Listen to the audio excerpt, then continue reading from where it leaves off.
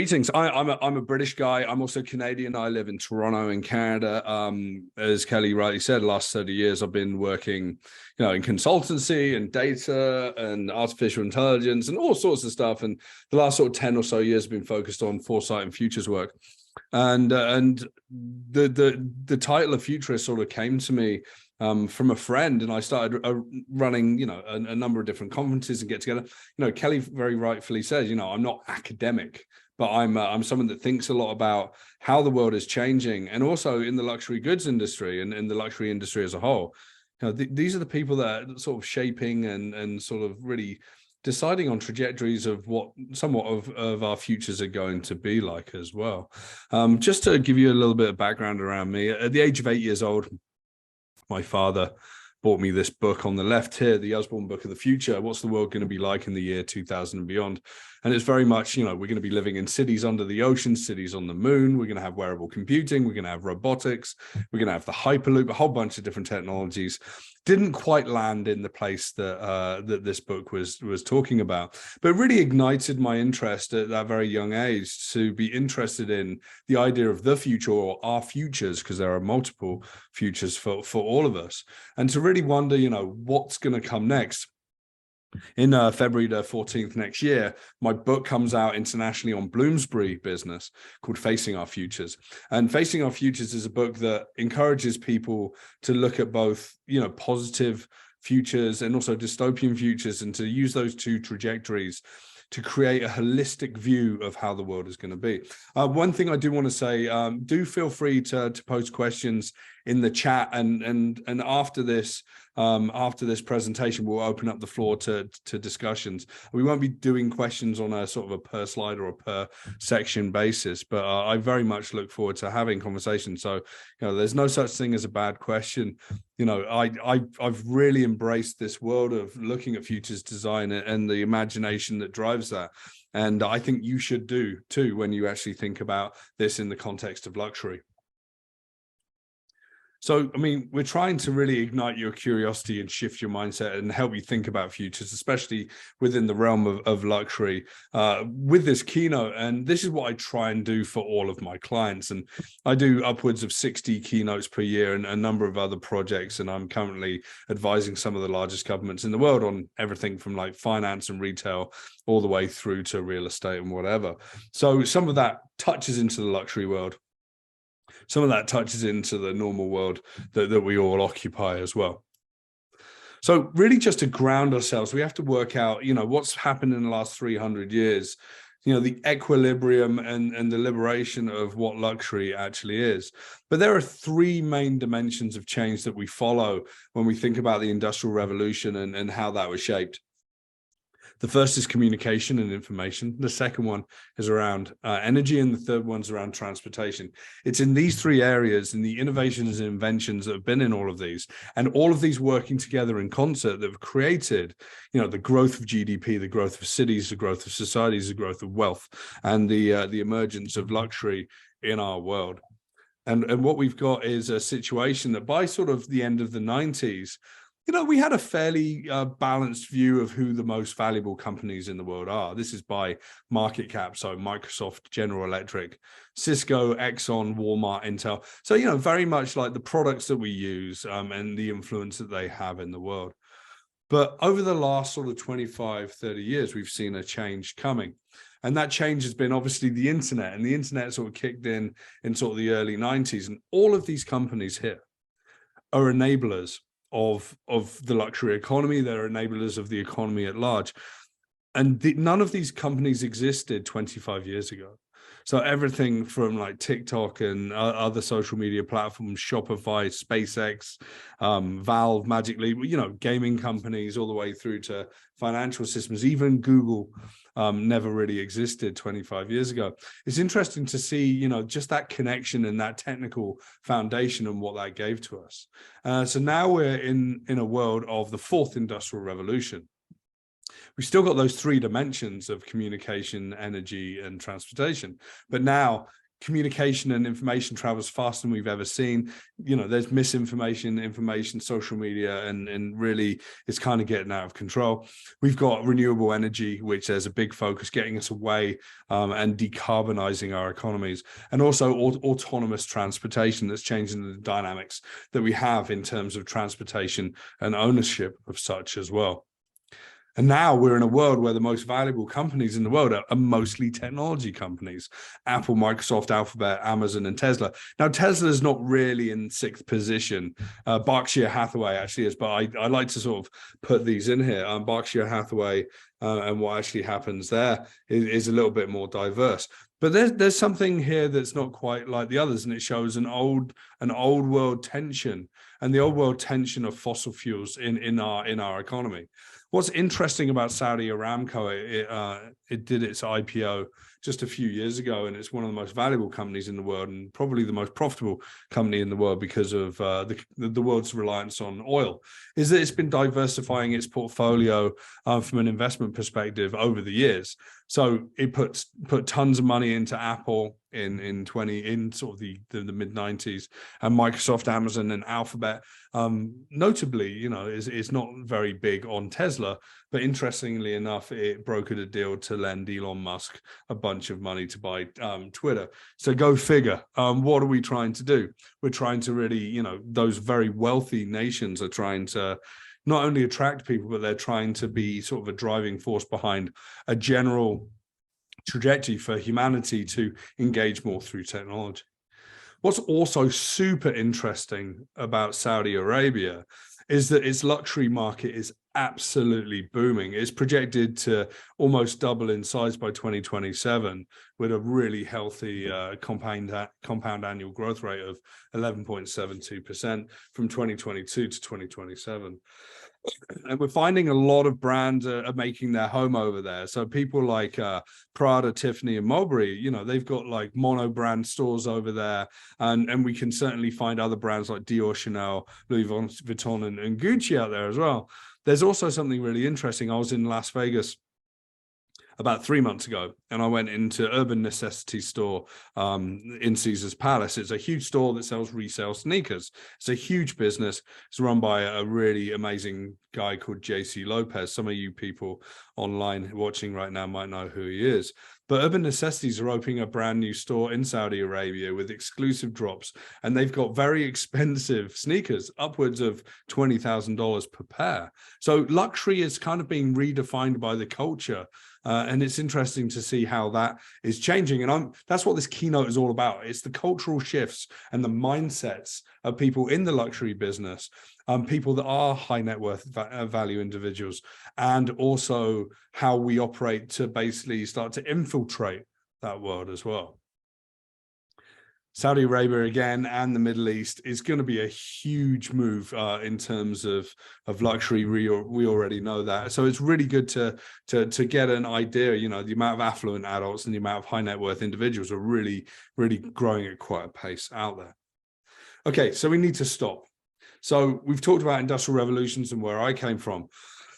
I need to talk a little bit about what I do. And what I do is really encourage organizations and governments to really embrace the idea that we either change or change is going to happen to us. We're in a constant state of flux, and we're always looking to see what happens next.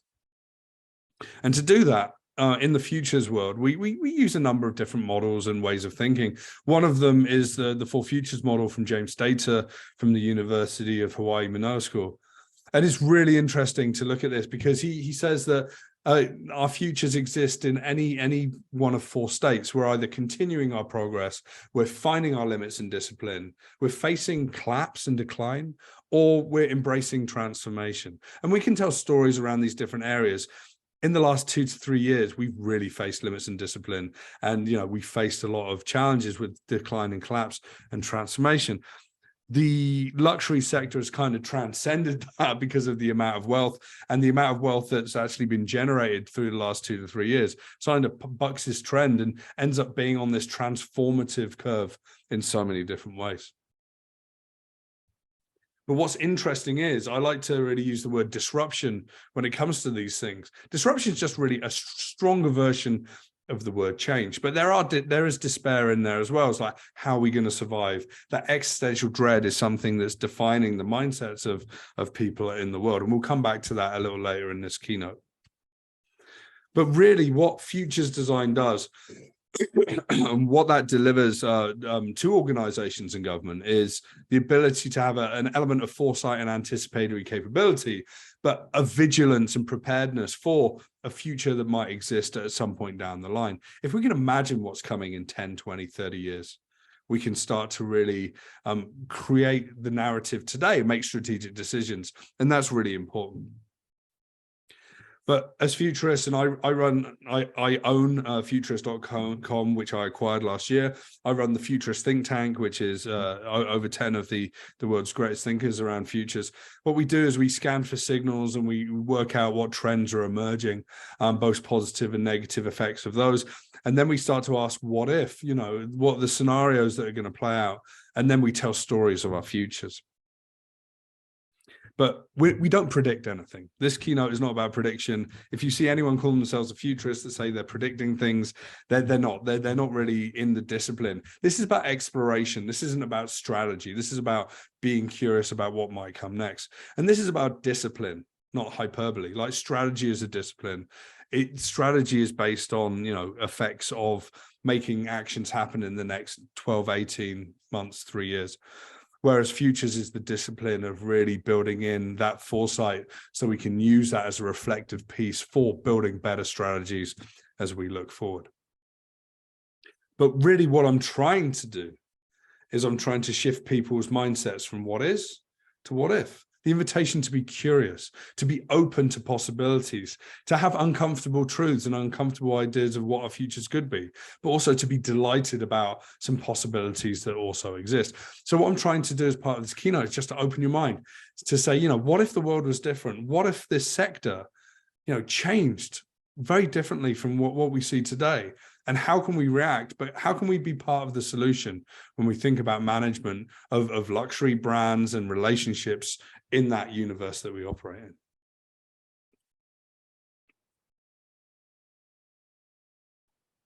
Okay, so looking beyond industrial revolutions, looking beyond what foresight and futures design is, we really need to see the state of play in terms of luxury right now. Obviously, the word luxuria came from ancient Rome, and really it meant to describe a rebellious living and sinful excess. I think maybe we've lost that over time because they really knew how to party in ancient Rome. But, maybe we're going to gain some of that back over time. I grew up in this place. This is in Somerset. I grew up in a 4,000 person working class village in southern Somerset. My father managed the slaughterhouse. I went to a very sort of low grade comprehensive school, and I sort of emerged out of here wanting to be where the action was in London. And luckily I got jobs where I could travel all over the world. But suddenly I was taken from this very sort of foundational, beautiful life in the countryside into a world that was moving much faster, where luxury was starting to gain pace as well. And back then, what did we see as luxury? It was like, you owned a place, your place had a swimming pool. It was probably somewhere that was really sunny. You were probably living in Monaco, and Monaco is still that jewel in the crown of wealth and who lives there and who wants to live there. The list is really long. Maybe we want to have a speedboat and wear silly sunglasses and coordinate with our multiple girlfriends or whatever. It's kind of this strange mystical idea, this idea of luxuria that the Romans almost had, of excess and maybe a sinful life. But we have to stop, because we have to realize that idea is almost a little bit false to me. And we have to wonder where it changed and how it came to be how it is today. I feel that I'm a child. I was born in the 70s. I'm turning 50 this weekend. In the 80s, luxury became this cultural artifact, and the nouveau riche, the people that were making more money than ever, changed what we see luxury as. So it's kind of interesting to see some of the cultural movements that reshape that. I'm going to talk about this from a UK perspective versus Canada, where I live, because I think the story is quite different.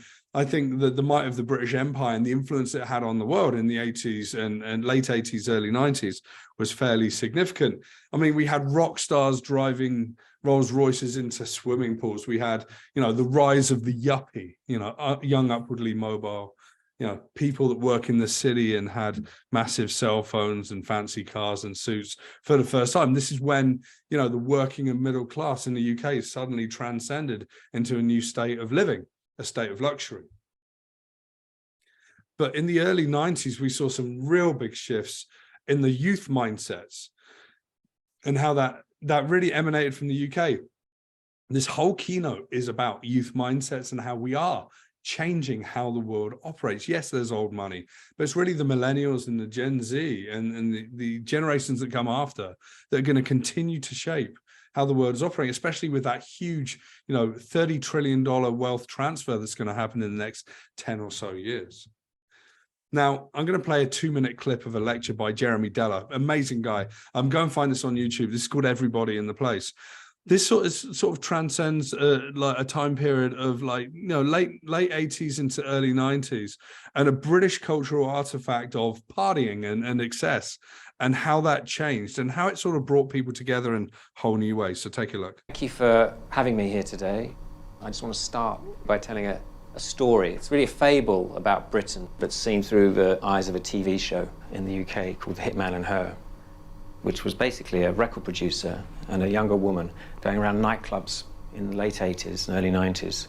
He has an empire, basically. In 1988, he's probably the most successful record producer in Britain. He's selling millions and millions of records. And I'm going to show you a clip of it, because inadvertently or accidentally, it really documented life in Britain. It really documented the conservatism of life in Britain as well at the time.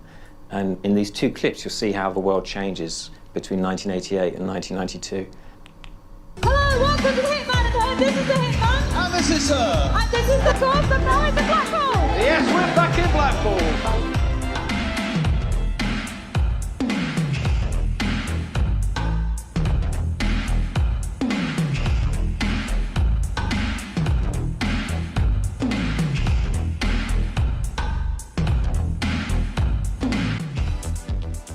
4 years later, the program went to a club in Coventry, and it was a totally different environment. And you can see that the presenters don't know what's happened. Hello, welcome to the Hitman and Her. You might have noticed this isn't a normal Hitman and Her. We're not at the normal Roxy or a Ritzy or anything. We're actually at a rave at the Eclipse in Coventry, and this is Energy Night. We've got live music tonight, exclusive, and it's all hot. 3 tracks from Alternate, also an exclusive from Sunscreen. It is so hot in here, it's unbelievable. Oh.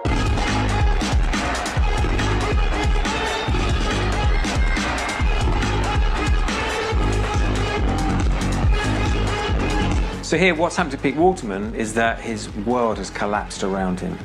He's lost control of a nightclub. It's really interesting looking at that, because as we sort of look forward, we've seen a cultural movement of, from the 50s to 60s to 70s, which were, still fairly, conservative, into the 80s, where there's a little bit more liberation. The early 90s was about kids getting together in whole new ways. It was sort of underpinned by this party in 1992, after about 3 or 4 years of illegal raves and a large amount of drug taking of MDMA, ecstasy, and other narcotics, and getting together and whole new thinking about what community would be, especially through dance and getting together. And this kind of shut down the momentum that whole rave scene had. In fact, by 1994, the UK government had basically come in with the criminal justice bill that made it illegal for you to get together with your friends in relatively small numbers or very large numbers to dance to repetitive music. So there was huge protests, this big cultural shift. And in that early 90s, we sort of saw this, the luxury and the growth of the UK economy and the global economy, really sort of the people in that mixed with the people that are on the streets and the people that are the raves, working together as a cultural artifact. And the cultural artifact that came out of the back of this was a fight for identity and freedom. And I think that for me, as being, I was a young British guy, was something that really made people wake up to say, okay, what does that mean for me? What does that identity mean? Lots of new music was coming out at the time, hip hop and dance music and a whole number of things that were trying to change the equilibrium of what wealth was in the world. And I think that that's a really interesting place to pay attention to as we start thinking about luxury, because today we've kind of got this very sort of abstract, slightly perverse world of like what luxury is. I mean, there's people that have got the old money that are very quiet about what they've got. And then you've got the people that are on Instagram surrounding their babies in thousands of dollars, or maybe they're taking their Lamborghini and making it look like a pair of Jordan Air Ones. So it's kind of really strange how there's this aspirational ability within culture to want more. And it's basically grounded in this youth subculture of what we've got today, which is typified by social media more than anything else. So what happened and what is luxury are two of the biggest questions that I have. And when I start to look at this, I start to go down into some holes and to wonder, what actually comes next. So let's take a look at modern wealth and let's think about, that in the perspective of what we need to look at. There's a huge amount of growth in the ultra high net worth individual population. So by 2026, there's going to be a huge growth of 28% from 348,000 to 783,000 ultra high net worth individuals. By 2026, Asia is going to surpass Europe as the second largest regional wealth hub. And there's a geopolitical shift right now of power from the west to the east. So that's sort of in line with what's actually happening there. And what's interesting is by the same year, 2026, Singapore's growth in that ultra high net worth individual population is 268% to around about 6,000 people. But the biggest growth has been led by Australasia, led by New Zealand. It kind of seems like these remote places where you can more safely put your money or grow business, international business, are starting to get to. So it's kind of interesting that you could go to Auckland, New Zealand, which feels like a very old traditional place, and be in a place where there's so much influence on luxury globally. And if you've ever been to Singapore, they literally are building a version of the future that's very, very interesting. I speak there often. But there are some dynamics at play. And these are the mega trends that I look at. So by 2030, they say that the economic powers in the world are going to shift. So China number one, India number two, with the US slipping to number three. They're currently number one today. But, the absolute economic power of China and India and the amount of people in that region is really fascinating to understand. And we're going to be seeing the most growth coming from these places. There are also places with some of the biggest struggles as well. So I'm wondering, this cultural revolution we maybe saw in the UK, maybe we're going to start to see that in some of these places as well. The population growth in the world is not even in those places that it's exploding. It's exploding in Africa. The median age of an African today is 18 years old. And it's going to absolutely explode with growth at the continent of Africa over time. And that's going to be reflected in the mega cities that we're going to be seeing. A mega city is any city over 10 million people. Some people think that Lagos, Nigeria are going to be, this is from a UN report working with the Global Cities Institute from the University of Toronto. They think that Lagos, Nigeria will be 55 million people by 2050 and 88 million people by 2100.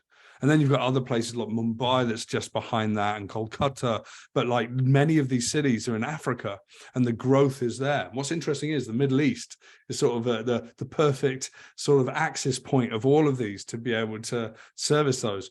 We're going to see a huge amount of growth of luxury in these locations. So after you graduate, go and live in Africa, go and live in Southeast Asia, maybe even move to the Middle East, because I think that's where we're going to need, the bright young minds to be able to operate the best. But what's really interesting is that, ultra high net worth individuals are really starting to think about investment in different ways as well. So obviously, yes, equities and stocks and real estates, but it's really starting to extend to like collectible art and business commodities, precious metals, private equity, hedge funds, and whatever, but also into artifacts like rare whiskey and art and watches, coins, cars, and cryptocurrency. And a lot of people lost a lot of money in cryptocurrency in the last few months. I actually think that cryptocurrency is not going to be an asset class that people are really going to want to rely on going forward. But what's interesting is, let's look at the luxury goods industry. regardless of the shifts and the turns economically, globally, we're seeing a huge growth. And that's growth from individuals that are high net worth or ultra high net worth, and also people that aspire to have luxury in their lives as well. We're seeing that luxury, the projected value of the luxury goods market by 2027 is going to be 352 billion, and 70% of millennials and Gen Zers represent that sort of growth more than anyone else by 2025. So we're seeing a huge amount of change, and we're seeing that it's being powered by the youth, and it's getting really interesting and kind of weird. 10 years ago, would you have ever thought that Louis Vuitton would actually work with Supreme, a New York skate brand, to create a skateboard deck? I think this is going for about $100,000, $80,000 to $100,000 right now on the resale marketplace. So we've kind of got this confluence of youth culture and luxury and what that means. And I think that we can't ignore that anymore. I did some work with a very large luxury car brand, and it's like, where are our partnerships? And this car brand eventually did a partnership with Chrome Hearts and Supreme and a number of other people as well. And that sort of reality of the Nike Jordan off-white branded Lamborghini didn't seem so strange anymore. And even with NFTs, and I'm sure some of you are excited about crypto and NFTs and that speculation, it's sort of gone into the mainstream and into the luxury world, where a lot of the players in the luxury world use it to determine ownership of a particular piece where there is scarcity. But this is CryptoPunks created by Tiffany & Co. And if you owned one, they could build your own version, $20,000, $40,000. It's kind of interesting when you start to see that mashup. So luxury is changing to be around exclusivity and scarcity of normal and luxury goods as well. So we're not just looking to luxury brands to define what it is anymore. It can be the independent fashion influencer that wants to create something defined as luxury with the most luxurious materials. And that's all good, and it's taking it directly to the large groups that are in charge. I think it's interesting. I'm a sneakerhead. I collect sneakers. I wish I owned these sneakers. This is the Mars Yard version 1 by New York artist Tom Sachs. These currently go for about $12,000 to $14,000 US. And it's interesting. These were like $220 when he launched a museum show with these, working with Nike. And suddenly this speculation about what wealth is really interesting in today's world. The second-hand apparel market is overtaking the real new apparel market today. In fact, ThreadUp thinks that by 2030, it would have totally taken over as like the thing that the kids want to buy. They want to buy secondhand goods. They want to buy better quality goods as well. And that also bleeds into luxury. In fact, the global luxury resale market by 2026 is imagined to be around about $52 billion, which is up from $32.61 billion in 2021.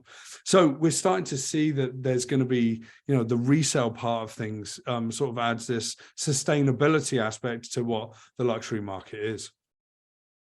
I mean, we've also got this mashup as well. This is by an LA-based entrepreneur called Shoe Surgeon that took Louis Vuitton goods, cut them up and made their own Jordan sneakers. And it's really interesting, playing off the off-white Jordan piece, having their own case, creating all of this. This is where we need to be looking for pockets of the new world and how that's being defined. And these people have got queues out the door of being able to buy this. And resellers, like I was saying about urban necessities, not only are they in Caesar's Palace in Las Vegas, and they're also in other parts around the world, opening in Saudi, these kinds of goods are sort of redefining what that means. But there's also something really important.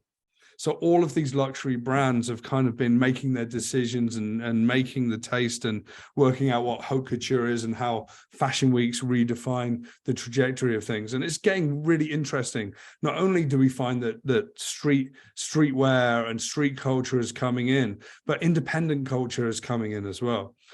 There's a number of brands in the luxury space that have been looking at shadow boards and sort of decolonizing sort of the old white guys in charge of these large brands by bringing in young kids to think differently about their businesses. One particular example that's worked incredibly well was Gucci. They went to the youngest people in their company and they brought in some people from outside their company, and they said, tell us what you want.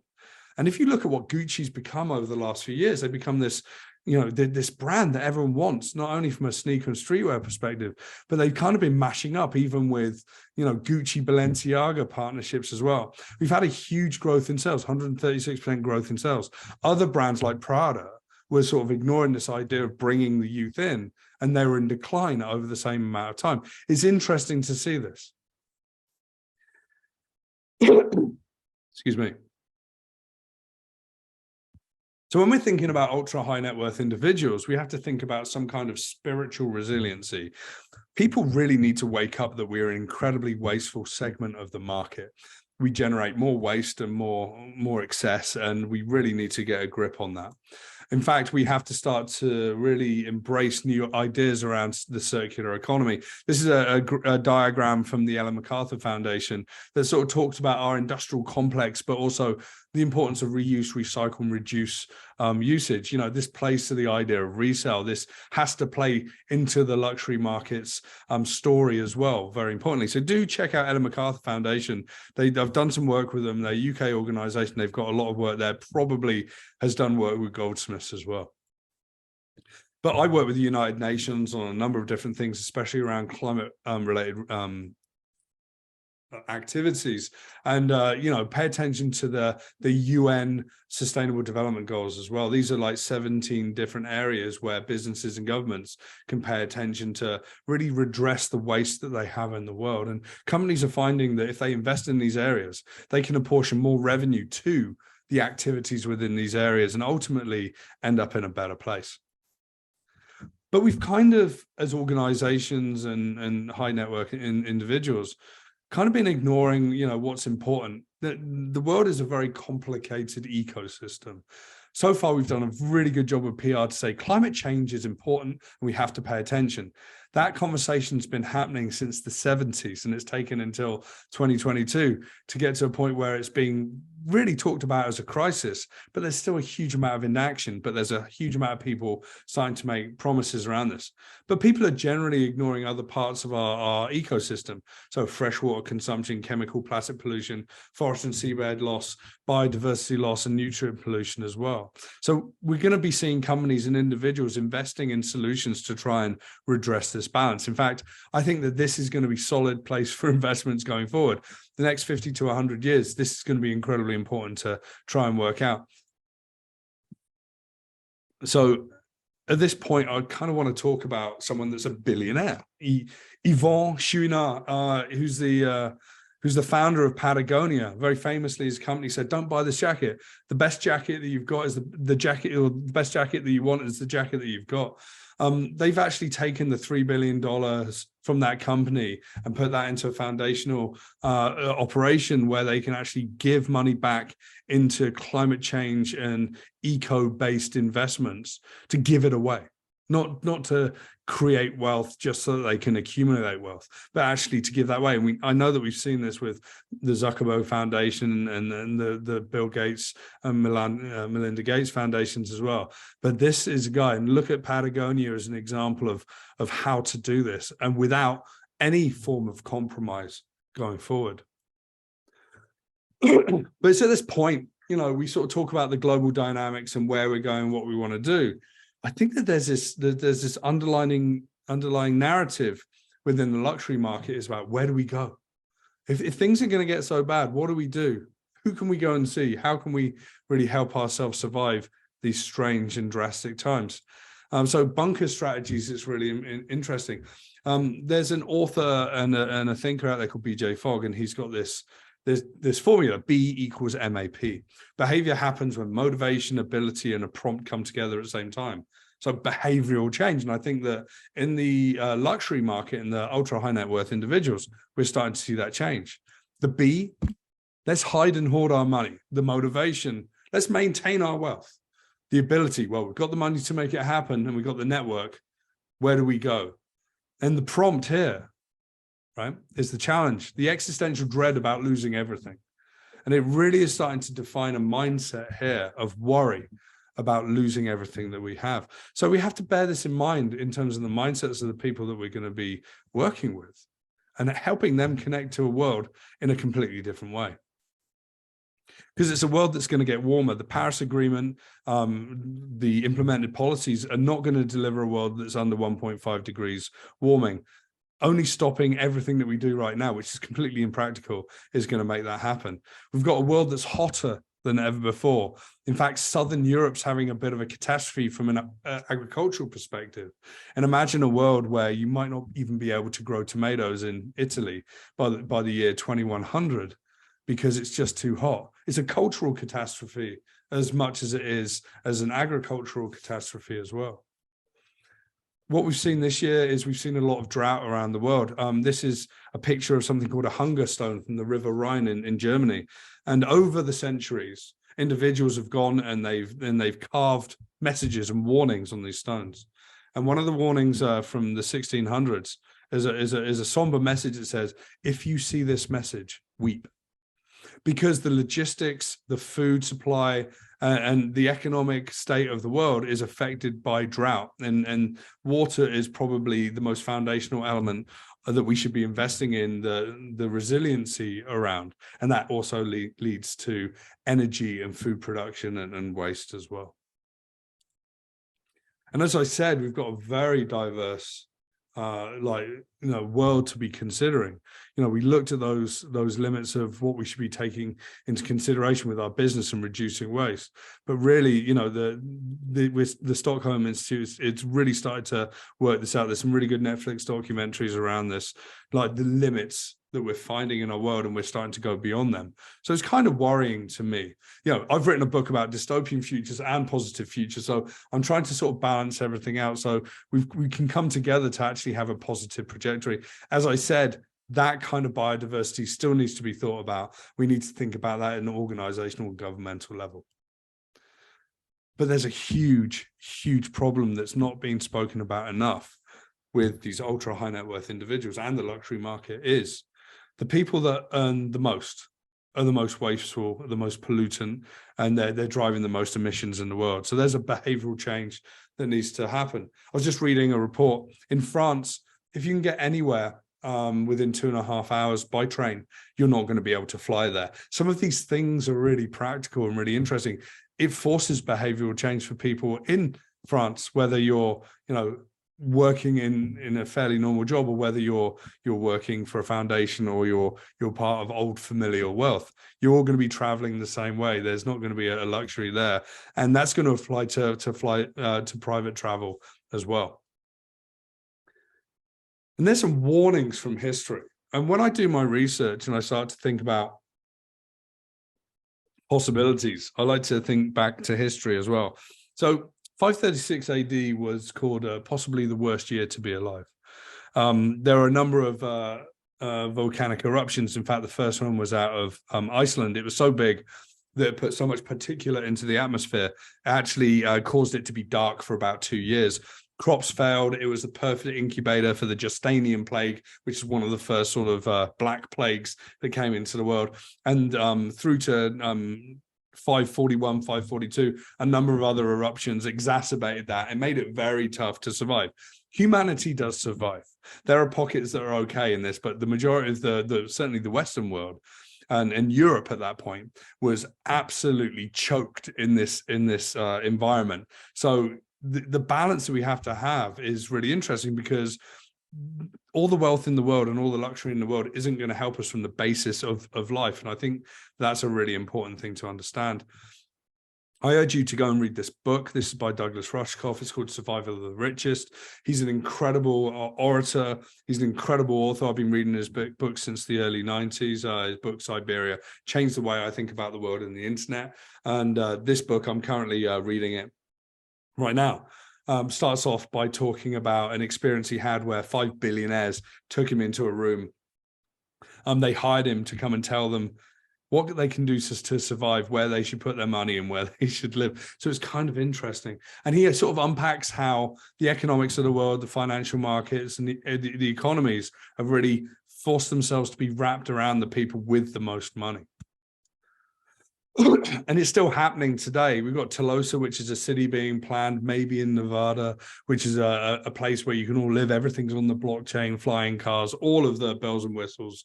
There are people selling you multi-level bunkers for the end of world times that we might face as well. There's a panic, you know, what is it? There's a perma crisis, which is one of the words of the years.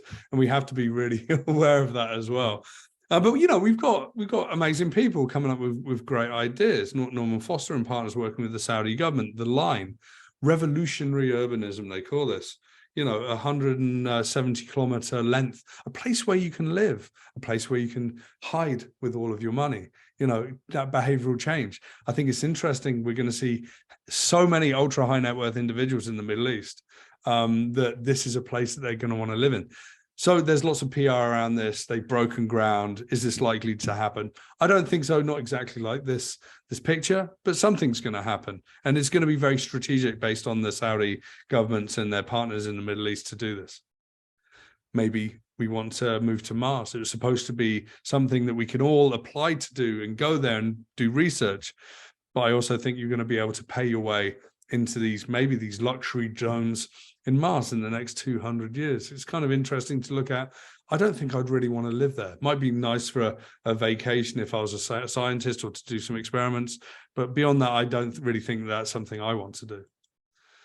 And it's interesting when we've got this dynamic change of crisis and an inability to really survive in a place that's potentially going to be more difficult. Sure, we might have some pockets, but these are places where, you know, a can of baked beans is going to be worth more than a pair of Louis Vuitton pumps.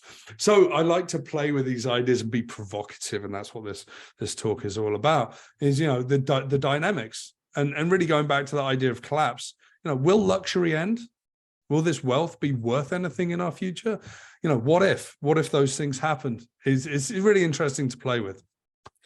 So as I wrap up this keynote, this is about really attuning our mindsets and to explore. A lot of stuff I played with today is about cultural change and shifts and maybe some darker things and dystopian things to look at. But really, this is the rich fabric of humanity.